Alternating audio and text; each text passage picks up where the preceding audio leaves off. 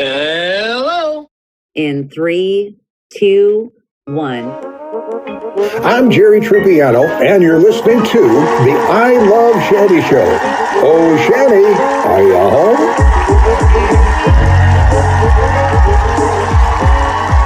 Hello, everyone. I'm home, and welcome to the I Love Shanny Show.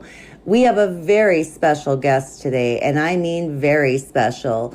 We have Johnny Ketchup from the Quits. That's right, people. Pacific Northwest is doing an I Love Shanny Show invasion. So let's welcome Johnny. Hey, Johnny. Hey, what a pleasure it is to be here with you, Shanny. I'm so excited. And hello to everybody out there in Radio Land. What a pleasure it is to be part of your lives today. Oh my goodness, I am so happy that I have finally roped you in. I've been dying to have you on the show and just to be able to visit with you. You are such an interesting man. Not only is your music amazing, but you're a very amazing person, and we're going to get into that. But we're going to talk about you and your music and you as a musician first. And Johnny, I would like to go a little bit like we're going to Wayne's World here, right?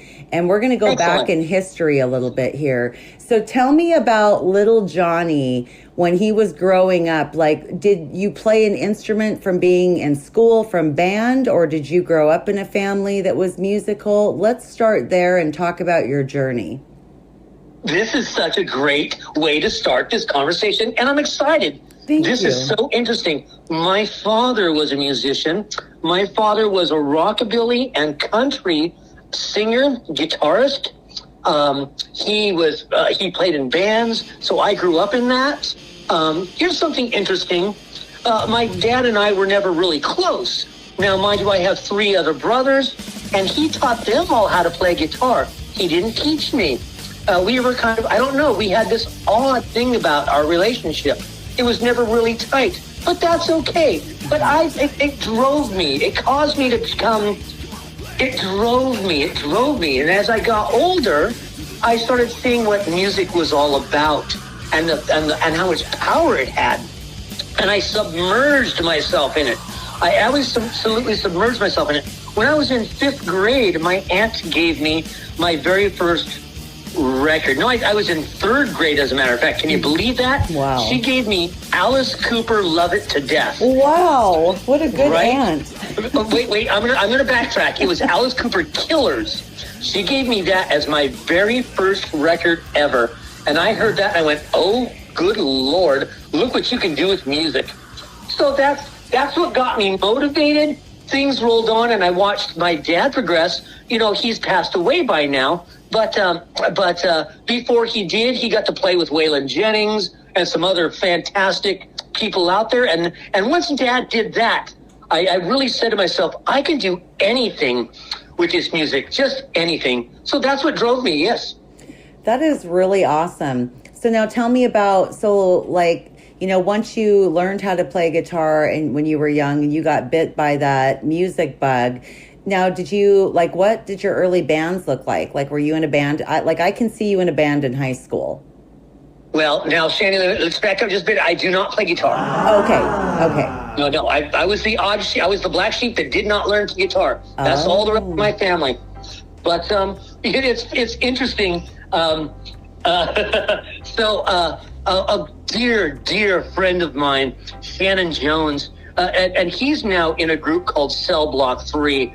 They are just amazing. And we tour together, we play together, but we also we met when we were teenagers, and we started a group called Toxic Vomit.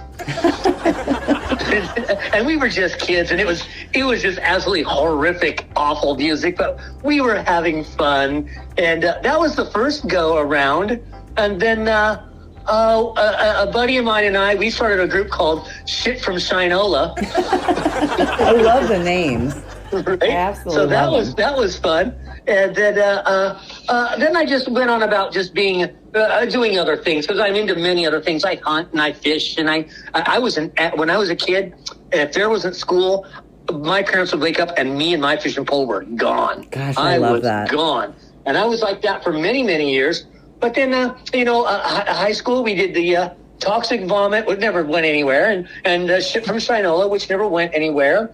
And then I connected with a friend. His name was Matt Buman. Love him. He had a group called Nightwing. And they wanted a bass player. Of course, I didn't know how to play anything, but they brought me over. And now this was in the 80s, and they taught me how to play a song off of the Def Leppard High and Dry album, cool. And how to play Sin City.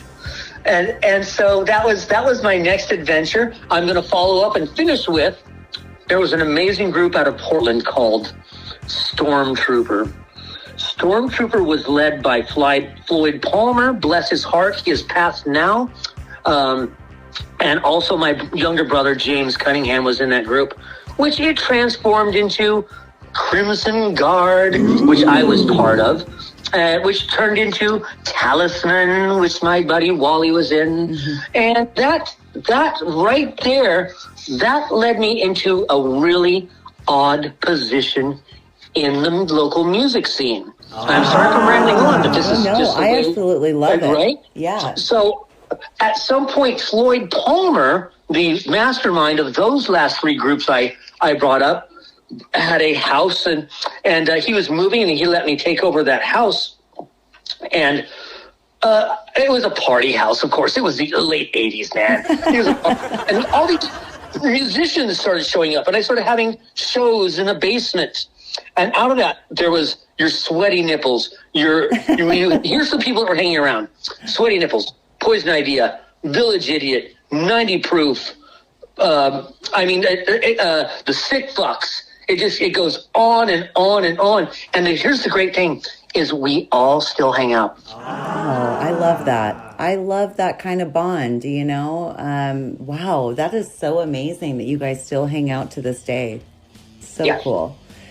Wow, Johnny. Okay, so now let's talk about how the Quits formed. Okay, like when was the birth of that incepted and then created? So, I think the Quits has always existed. I think I was born for the Quits. I think the Quits was in my blood. I think that's why I ended up in the family I was born into. I think that's why I traveled the road I traveled. I think that's why so much of my life went haywire. The Quits formed in 2014. It's only 10 years old. Well, that's pretty old. Yeah, it is.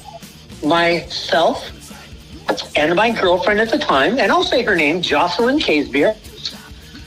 I called her Jip Jop, Jipjop, and that was her band name, Jip Jop. Jip Jop and I were drug addicts. We weren't always. My mother had just passed away, and I took drastic measures to deal with it. Okay? Mm-hmm. Anyways, I ended up being a drug addict. And one day I said, you know what, baby? I love you. Let's stop this. This isn't cool. Let's stop this, right? Let's go to an AA or an NA meeting, okay? So we did. Myself being a vocalist and her being an amazing bass player. The first two people we became friends with at the NA meeting was a drummer and a guitarist. Wow. And we started talking. And we said, well, let's hang out because I've got a house full of music equipment, right? Come on over. Let's see if we can hang out, and it'll help me on my journey, help you on your journey, and whatever. So we did, and we wrote a couple songs, and that was fun. And we thought, well, what are we going to call ourselves? And one of our band members said, let's call it the Quitters. Let's call it the Quitters. We all met at NA, but we looked it up and it was already taken. So we went with the Quits. I love that. Because we were all trying to quit our bad behaviors. That is really awesome. It's like sometimes when you hear of what the meaning was behind a band name, it's, some of it's hit or miss, sometimes it's just an organic name, but this really has the meaning behind it. And especially to some of the listeners out there that may be struggling, with some kind of substance abuse, that, listen, those meetings, you never know what's going to come out of them, including the help, right? So that's very inspirational in itself. So exactly. And thank you so much, Johnny, for talking about your journey in that. Sometimes people are open and are willing to admit, hey, I've struggled in the past and this is where I'm at today. So thank you so much. I really appreciate that. Now, of course, I'm proud. I'm proud today. I'm proud of myself. I drink alcohol. I live in Oregon. Marijuana is legal. I might partake a little bit of that now and then. But I can tell you right now, my friend, and everybody out there in Radio Land, there is hope. I drink, smoke a little weed, some cigarettes, but you don't have to be an addict if you don't want to. You don't have to. Amen. And yeah, so for any of you out there, you don't have to be an addict, right? And there's a lot more common denominators with people because not everybody shows their past, right? And so sometimes we can look at people and think, oh, this doesn't affect them, or hasn't affected them. And so it's always nice when, we can step out and we can talk about things that don't make us look perfect, right? I feel like we live in a world, especially with the online presence, is that we're supposed to look and be a certain way. And it's like, the only way it's appropriate to be is human and to share our experiences with each other. And thank you. Okay, Johnny, I got to know. Okay, who were your musical influences growing up? Like starting when you were young, that developed into give me your top 3 favorite musical influences that you were just wowed by when you were a kid. Alice Cooper. Okay. Judas Priest. Nice. Johnny Cash. Oh, I love Johnny Cash so much. His music and words were just amazing. And I remember as a young girl, I was really obsessed with the song Ring of Fire. Of course. And, I would dance to it. And I didn't even know if my dances made sense back then. But, I grew up in Montana. And so I grew up around a lot of, mainly country music. When I got to listen to a little bit of, rock music in the 80s, it was with one of my unruly uncles, Of course it was. And so I was very thankful for my unruly uncles. But, I have such a love for old country and Loretta Lynn and even early Dolly Parton and Kenny Rogers and of course. Amazing, different sound, but, musicians, I'm a fan of a lot of different genres of music. And, I got to say that, I'm not in a band myself, but I do appreciate that you guys are out there. Seriously, musicians bring people together in a way that can bring peace, right? You can have 1,000 people, and if everyone's dancing and everyone's smiling and you've got a band up there playing, what are our differences at that point, Johnny? Right? There are no. I'm glad you said that. Here's my personal mantra as far as music goes. My job is to make the kids dance.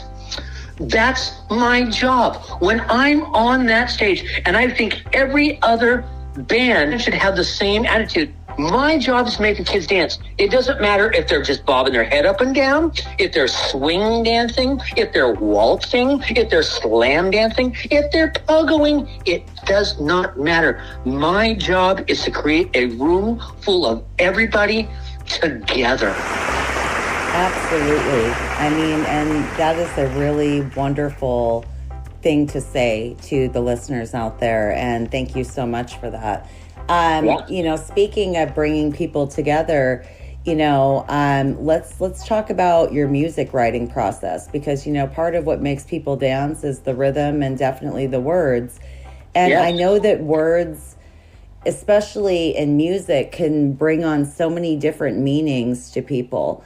So when you're in your musical writing process, is there a certain mood that you're in? Is there something that you channel? Can you kind of go into depth or whatever you're willing to go into to the listeners? Oh, sure. Of course. So here's something So, there are bands out there that when you hear their song, it's them, even if it's a new song, right? Right. You could put on a brand new AC/DC song right now and you'd know it was AC/DC, correct? Correct. You could put on a brand new Metallica song and you would know it's Metallica. Same with Judas Priest. So my goal is to stay within my genre, stay within my sound, within my attitude, and topic base.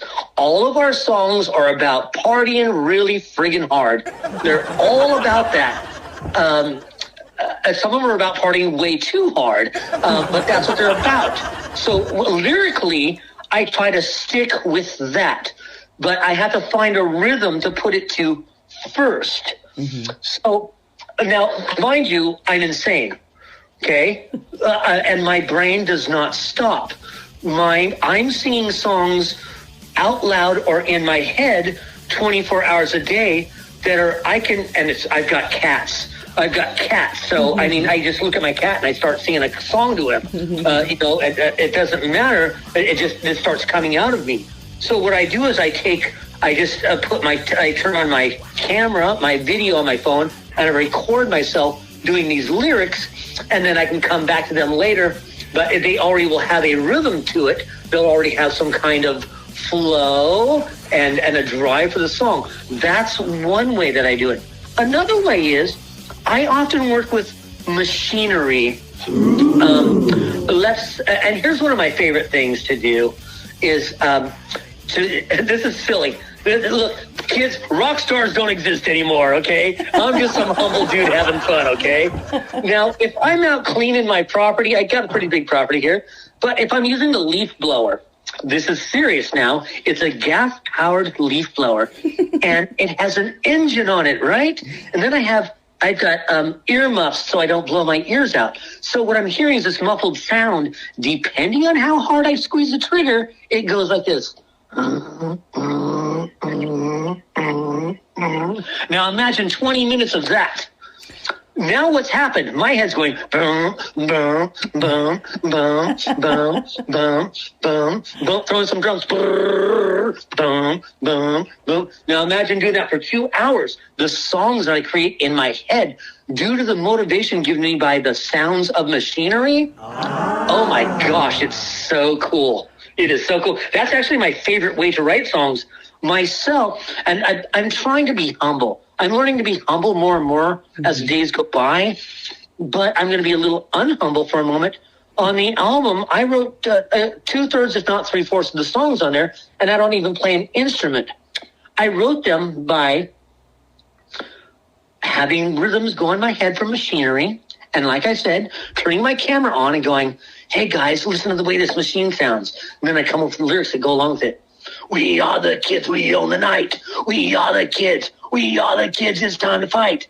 Right? Just something like that. And I just made that up right now. But, I love that. Just, the sounds come and the rhythms come and it just, that's I don't know, insanity, I guess. The answer to your question is insanity. Well, I mean, that's a very creative process. I've never heard that particular answer before, which is very unique. And I mean, first of all, I think that crazy is, we're all a little crazy. We're all a little fucking nuts here. And there's crazy good, and then there's crazy bad, and then there's like an in-between. I think that you have a very creative mind, and clearly, when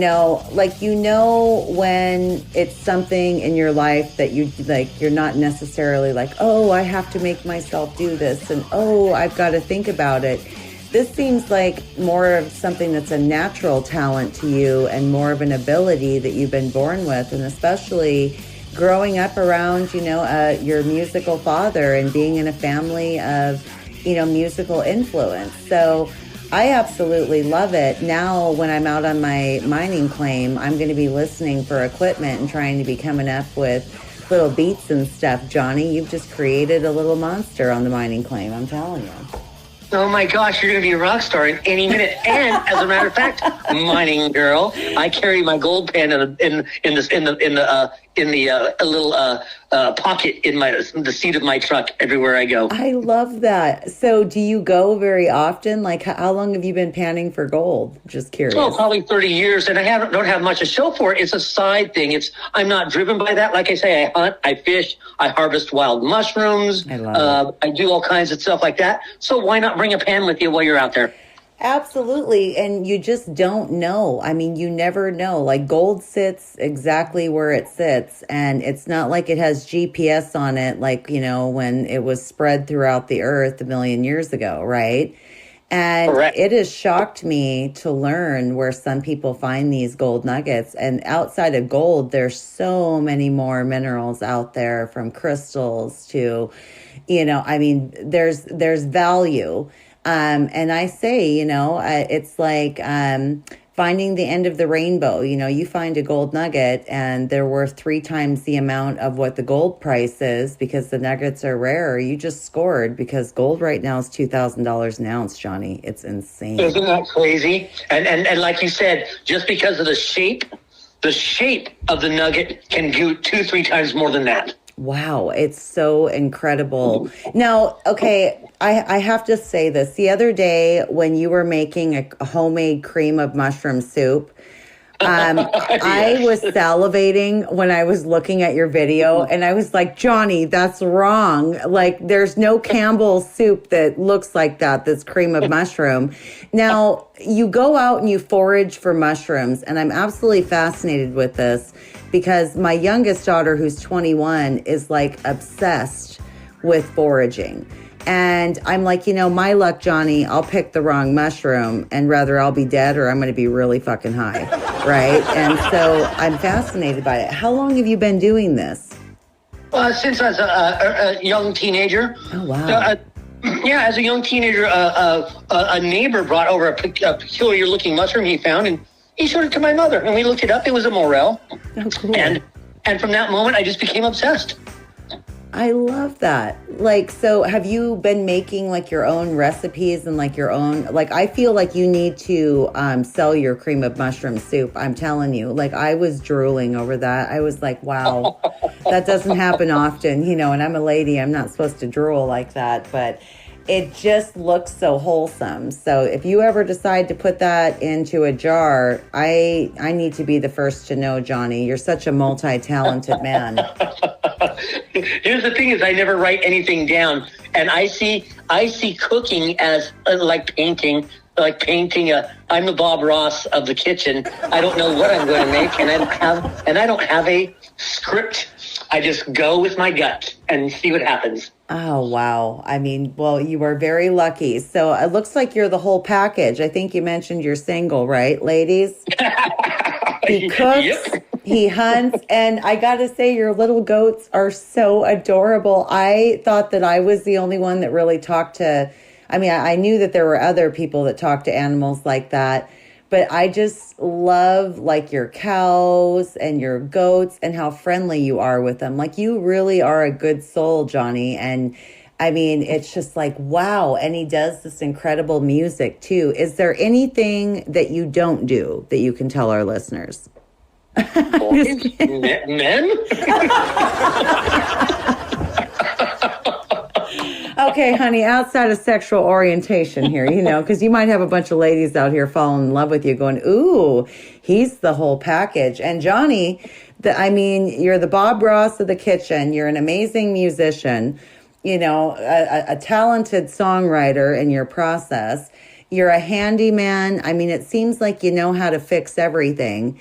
So I'm just curious, is there anything that you don't know how to do? It would shock the shit out of me if you said you did ballet or you were a yoga instructor or something. I'd be like, that's it. When do you want to get married? That's it. I'm neither of those. Okay. I'm neither of those. There's lots of things I don't know how to do, but there's lots of things I'd love to learn how to do. I'm an ordained minister. I have a degree in legal sciences. Just all kinds of things. I enjoy. I'll tell you what. I'm a long-haired, bearded, Harley-Davidson riding, pickup truck driving, live out in the woods rock star that loves to cook, single, And right now, I'm enjoying that. This is the first time in my life I've had a stretch of being single. Well, very nice. And I think that being single kind of gives you time to figure out, because the older we get, like we go through new phases in life, right? And I tend to get wiser as I get older. Thank God. And, it's almost like you get to know yourself better, and you can't really get to know yourself through somebody sometimes. Sometimes it's just got to be on that journey of just kind of sitting there yourself and figuring out what you want. So I love sometimes my single time. Getting single sometimes sucks, but, I've been single now for, years, and I've really figured out some of the things that I have expectations out of myself and my wants, in my 50s and beyond, right? Indeed. I've decided that at my young age that I not only do I deserve a break, but I've been in relationships my entire life. The last relationship I was in was absolutely positively the love of my life, and I still miss her every day. We're going to move on from that. The point is this. I have a lot of healing to do and a lot of baggage. And out of respect for other women, I don't want to bring that into a relationship. I'm going to wait until I am healed, and then I'll go forward. And that's the way to do it, right? And, baggage comes with many different departments in our lives. And that's awesome, Johnny. I can say that I love being over the age of 40. There's a sense that is with us, of wisdom, at least that we hope, right? And, it's like things don't become as scary for me at this age as they were when I was younger. Everything was intimidating and I wanted to follow in with the crowd. I remember when everyone was getting married in their early 20s, and I've never been married. I just kind of looked at everybody like, I don't know about that. I don't know about the whole forever thing. I think I'm going to be doing some changing at some point in time, right? It happens. It definitely does. And, listen, Johnny, you're so amazing, and I'm such a huge fan of you as a person in general and of your music. Do you guys have any, so what's going to be going on? Any big plans for 2024? Can you believe that we're 2024? Like, where does the time go by? I still feel like we're in 2000, like it's like 1999 going into 2000 some days. I do too. Isn't it interesting as we get older, let me start with this. Hey, youngsters out there that think you know it all and think you know what's going on, I'm going to tell you this and you'll learn later. 50 is the new 21. Woo! 50 is the new 21. You thought you were having a good time then? Wait till you turn 50 and you can look at the whole world and go, fuck you, I'm doing whatever the fuck I want. And everybody around you goes, damn right you are. I love it. What was the question again? Okay, so I said that we're coming up on, it's 2024. It's already a new year, and it's so hard to believe how, time flies. But my question is what is in, plans for the quits for 2024? We are going to dive into writing a full new album, which is excellent. We do have a new single that has not been released yet. We're working on that. The song is all together, and we played it a few times live. But here's what we're looking at. We're right now we're taking a little break, but then I don't have anything booked until May of 2024. We'll be playing Punk Palooza in Southern California on May 18th, I believe, and we'll be bringing my dear friend Cell Block 3 to that event. Now, Cell Block 3, love them. So, two of the members of Cell Block 3 are in the quiz. Oh, nice. Yes, and this is just a recent thing.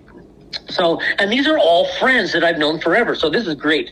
But so then on May 17th, I believe, we'll be playing with Cell Block 3 and, I can't remember the other names, in San Francisco.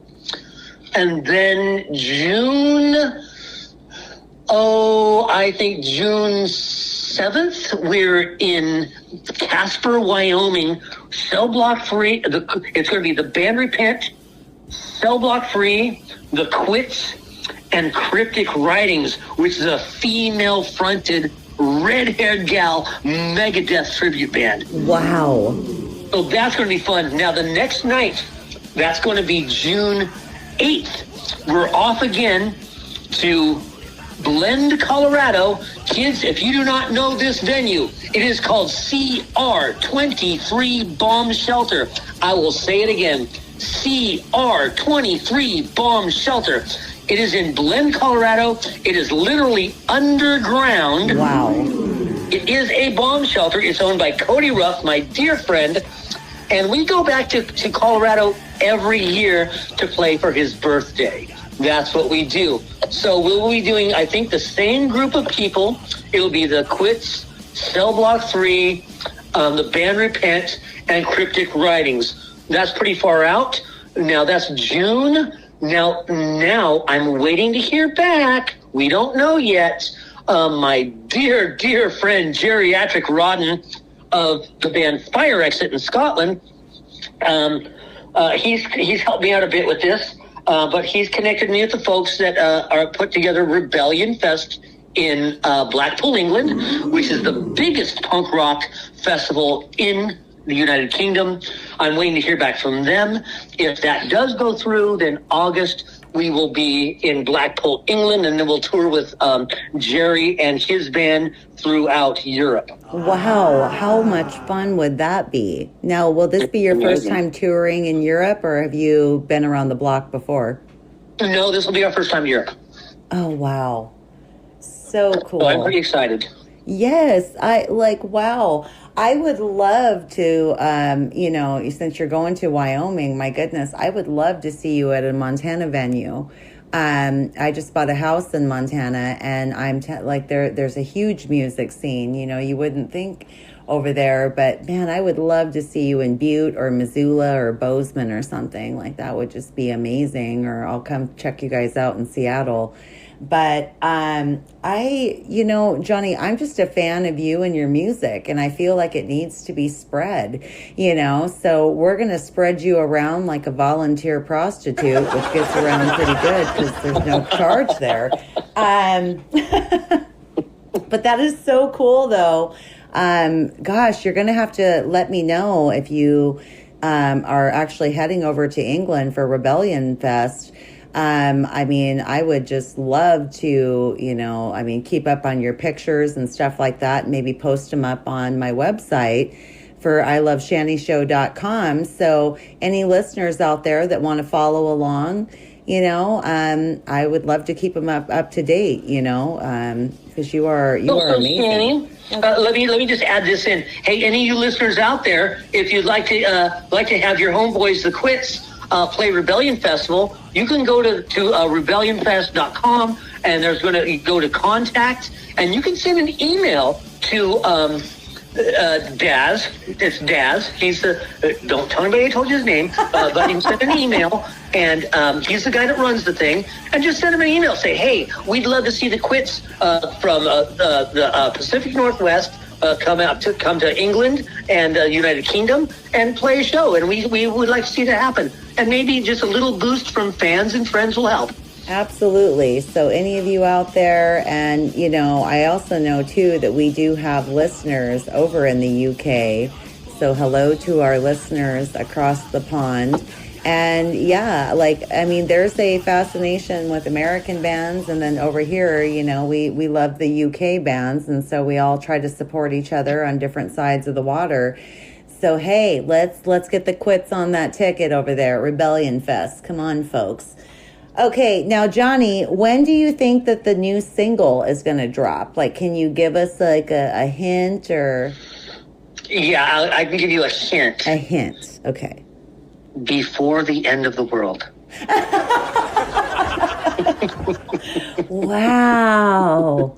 That is a really good hint, Johnny. I love it. I'm going to be using that now. I can only go with that as a hint because, like I said, it's hunting season for me right now, so we're taking a little hiatus. So let's give it 3 months. 3 months. Okay, so 3 months isn't a bad timeline. Now I've got to ask you, what do you hunt for? Like, I mean, I've only ever went out for deer. You know, I know you got to get special tags for other stuff, but like, what are you hunting for this year? A silly rabbit? No, elk. Oh. Elk. It's rabbit. I know. I had to go there. I don't know why. I just Elmer fudded you, you know. I've got a herd of about 200 elk okay, I live in the boonies. I literally live in, it is a small town. I won't say what town it is, but I live in a small town, and I do have paved roads here, but it's only about 2 blocks from my house where it turns into a dirt road, an absolute wilderness. Oh, wow. And I've got some properties I manage around here that are one is, I think, 60 acres, and it's at the bottom of this hill, this mountain, and there's like 200 elk that come down in the field every day. Wow. And so it's just really beautiful. I buy this thing called a sports pack here in Oregon that gives you a license and tag to hunt and fish for everything. So do I hunt and fish for everything? No, I don't. I have some personal rules. I do have a bear tag. I do have a cougar tag. I love cats. I don't want to kill a cat. I would never do that. It's just something that comes with it. I don't understand people that do bloodlust hunting and trophy hunting. It's not for me. Most folks don't eat cats. Some people actually eat cougars, but it's not me. And I just don't understand killing for sport. The whole idea of sport hunting, sport fishing, I don't believe in it. You either are going to harvest, to have an adventure and possibly feed your family, or not. Amen. Yeah. I've got a lot of bears out here as well, but I'm not putting a lot of effort into hunting bear. Oh, well, I mean, that's like, I really love your morals on it. I'm not listen, if you're going to shoot an animal, I've always, especially growing up in Montana, we used every portion of it. And nothing went to waste. And, it was an appreciation. And we gave thanks for the animal's life when I was young. It wasn't just like something that was in the back of my dad's truck. My dad made us come look at the rather dead deer, dead elk when we were young. And, I think that it's appropriate. I think that there's a lot of the younger generation that, or just people in general that may not understand, even at the grocery store, even though these aren't necessarily being hunted, they're more corralled than hunted. This meat does come from somewhere, and there's appreciation to the animals, and just in general. So I'm right there with you. I love animals. I'm a very sensitive. Sometimes I say I love animals more than I love people. That's not very nice.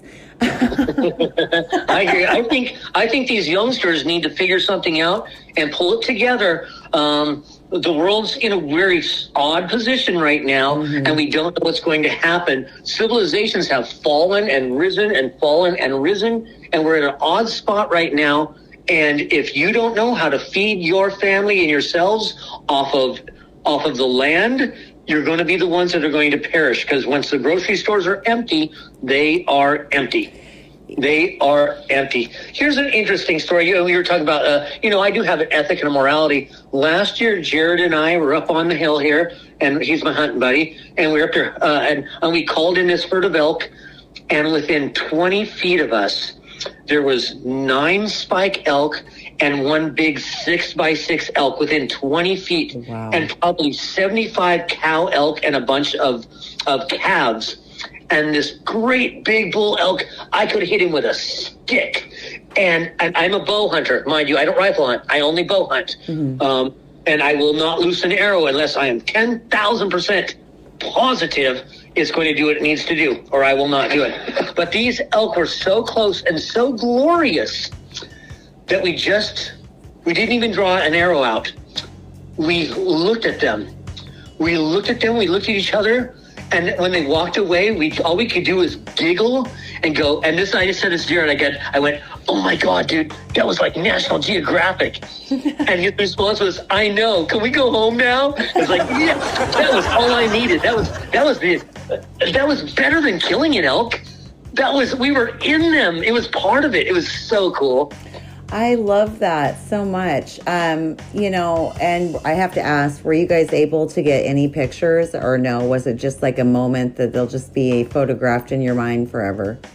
Oh, no, it's just in the mind. Wow. Elk are an interesting animal. They live off of sight and smell, and just even the slightest flinch of your body, they'll see that. So we just stood there, stiff as a rock, watched.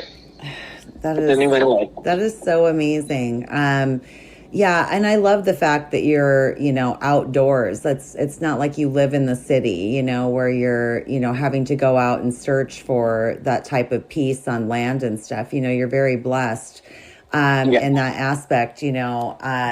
I look forward someday to having some land, you know, but I just know that, I mean, your land looks beautiful. Like, I have to ask you, like, are you literally maintaining it 24 hours a day to make it look that good? Or how the hell does it stay looking so good? It's just natural. Oh, wow. God, it looks great. Absolutely natural. It's pretty cool. You know, I grew up in Portland. I didn't grow up out here. I just bought this place in 2014. So, yeah, it just, well, the horses, they keep the grass down. Mm-hmm. And it's just amazing out here. Every evening I have a bunch of deer that come out here to my back window, and I feed them bread and grain and what have you. And there's turkeys, and here's something interesting. There's wild peacocks mixed in with the turkeys. Oh, wow. Oh my gosh, how cute. They're feral peacocks, so that's cool. Oh, wow. Well, it sounds like you're not Tiger King. We're going to have like some kind of name for you of the Sweet Johnny's, you know, animal center or something, you know, where for $50 you can come out drama free. You'll light a big bonfire and you can just sit there and shut the fuck up and enjoy what's around you. I would pay $50 for that. Like, honestly, especially in today's world. Well, and here's what's interesting about that. And what's super cool. So right out my back window, and you've never seen this probably because I don't shine down. I just show the back 40, but I've got a stage that's right out my back window here. Well, we put on shows in my backyard. We bring bands from all over the country out here, or touring bands can come here. They can camp out back, sleep in the house. I got a stage out back. We do shows. We got a light show, all that crap.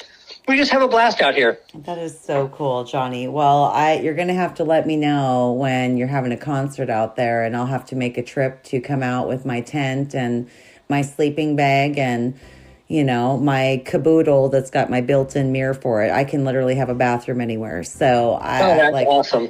Now, here's what I've done is I've taken this all a step further. Oh, wow. I ran for mayor last year out here. I came in second place. I didn't win. Oh. I came in second place, though I believe I won, and most town people do as well. Moving forward, but since I'm not the mayor, I am a sitting voting member of our town's Department of Parks and Recreation.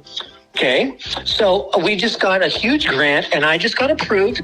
Johnny Ketchup just got approved an amphitheater at the park across the river. We've got a river that flows through town, an amphitheater for concerts. Yay! Great job. Yes, right? It's not going to be too big. You know, I mean, the stage will probably be like 50 feet by 30 feet. That's a big stage. That's bigger than most venues. God, I'm just absolutely stoked. So the concert's going to pick up. We're going to have Metal Fest, Punk Fest, Blues Fest, Jazz Fest, Reggae Fest. I don't care. Bring it. And not only that, put on plays. Oh. People can do yoga on the stage. I don't care. Let's make this awesome. I love that. I wish that I could see you being a mayor, Johnny Ketchup, Mayor Johnny Ketchup. I mean, you would be so amazing, like seriously. And I can see you. So do you plan on running in the future again? Well, I'm thinking about it. It's odd living in a small town where everybody knows everybody's business. But I'll tell you this. Even though I didn't win, and I'm not trying to start any controversy, but I've had well over half the town message me and say they voted for me. that tells me I should have won, but nonetheless, they're asking me if I will run again. Yes. So, and that's why I ran in the first place. I didn't have any intention to run for mayor. I had the town folk come to me and go, hey, dude, we love what you do around here. So I don't just do concerts in the backyard. I do it for the entire town. We just did a rock fest out at Paradise Island, which is just down the street from my house. It's what my friend calls his property. And I do the same thing at my house. Free barbecue, free concert, free camping for the entire town. Wow. So, and so people say, hey, we love what you do for the town. And we'd like to see you, you have so much compassion and passion for your neighbors and friends. And why not sit in the seat that actually does that? So we'll see what happens. Well, I am going to say that I will be I'll make up a cheer for you because I make up cheers naturally. Awesome. And so if you need a cheer for your, if you decide to run again, I would be honored if you chose me to come up with a cheer for you. I've got pom-poms and everything. Okay, so we're going to have to jump back in here to the music here. We're almost at an hour. Time flies when you're having fun, right? And I want to talk about your music. Okay, so we're going to play 3 songs at the end. Okay, and number 1 is High Octane. Number 2 is Overthrow, and number 3 is Fucked Up. Can you tell me a little bit or anything that you want to let the listeners know about those songs that'll be played at the end? Absolutely. High Octane is the intro song to the album.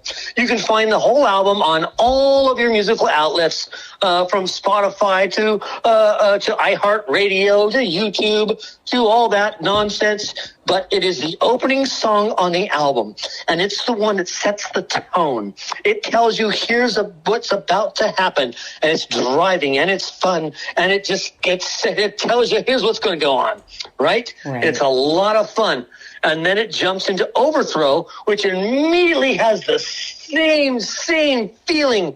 It's just, I don't even know how to describe the songs. They're just powerful, and just, most of our songs are about drinking and partying and having fun. And you'll find elements of that in both of those songs.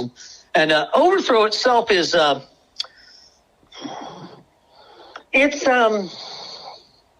well, you'll just have to listen. Hey, you're going to love it. Play it loud, folks. Play it loud. The Quits, Overthrow. Next, you're going to go to Quits. No, you're going to start with Quits, High Octane, which is the opening song. Then Overthrow, which really drives as well. Then the third one is about drinking so much booze, you don't know what the hell happened. And that song is called Fucked Up because, of course, I got fucked up. That's right. So play all 3 songs, kids. Play them loud. Subscribe to the channel. Whatever you want to do. Let's play them. That's awesome, Johnny. And then do you have a website or the Quits Facebook page, outside of the all major platforms where your music sits that people can connect with you and be able to follow updates and stuff? You can direct contact. You can direct everybody up there. Send me a friend request to Johnny Ketchup. Okay, there might be a couple Johnny Ketchups out there, but you'll look at it and you'll see I'm the one from the Quits. We do have the Quits Northwest, the Quits NW on Facebook, and on Instagram. Johnny Ketchup. I do have a TikTok. Yeah.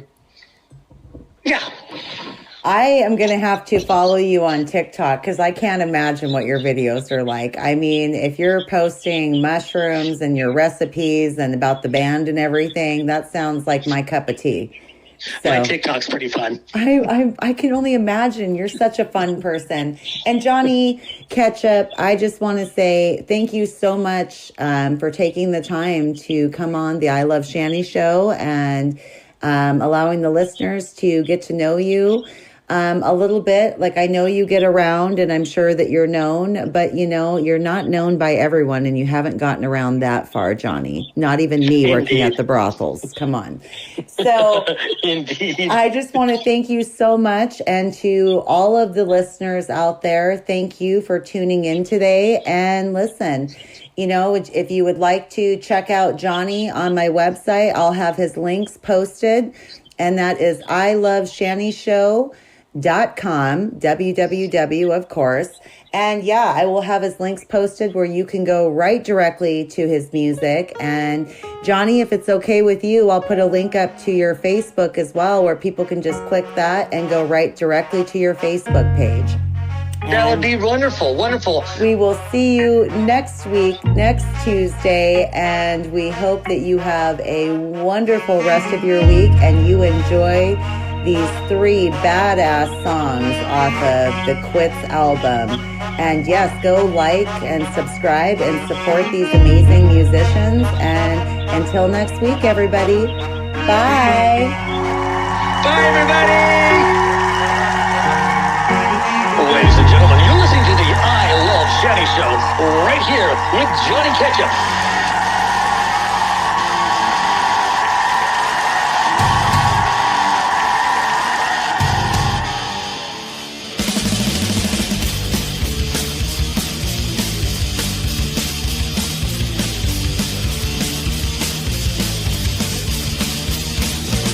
You got something to say? Come on, say it.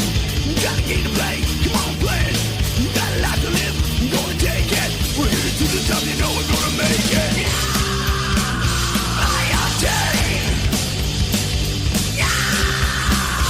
I am Daddy.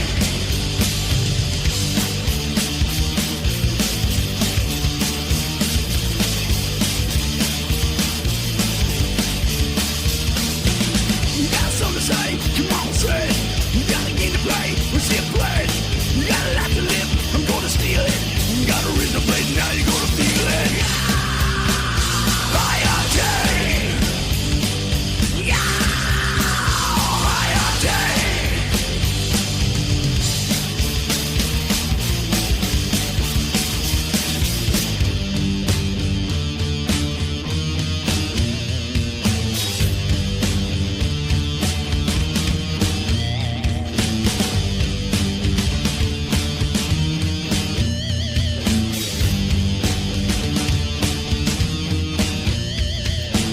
You got some alcohol, now I'm gonna drink it. You got a ship to sail, now I'm gonna sing it. You got a dollar bill, I'm gonna spend it. You got a lot to live, you know I'm gonna hand it. I am Daddy. I am Daddy.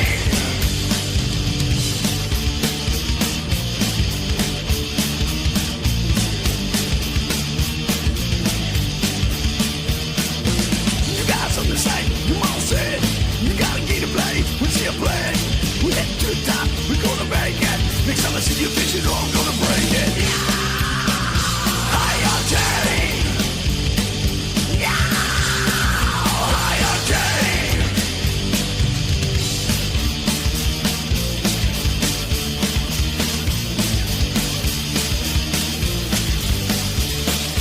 I am Daddy.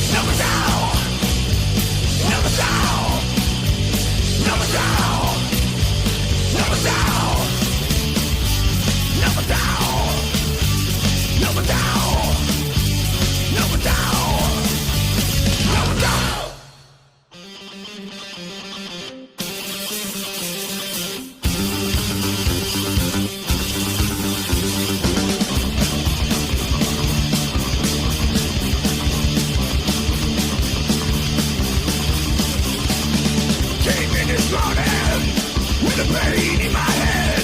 Woke up this morning with a bottle in my bed. I got fucked up. I got fucked up. I got fucked up. I got fucked up.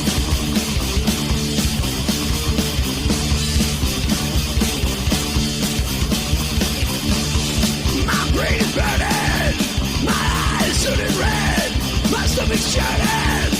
I'm feeling like I'm dead. I got fucked up. I got fucked up. I got fucked up. I got fucked up.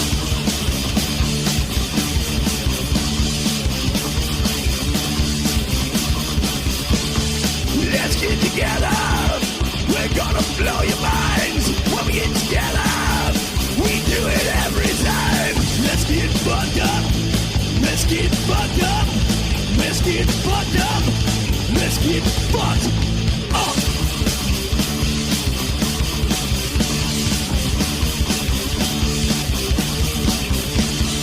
Came in this morning with a pain in my head. Woke up this morning with a bottle in my bed. I got fucked up. I got fucked up.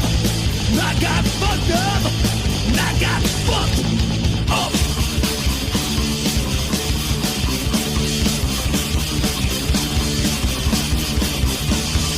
I got fucked up. I got fucked up.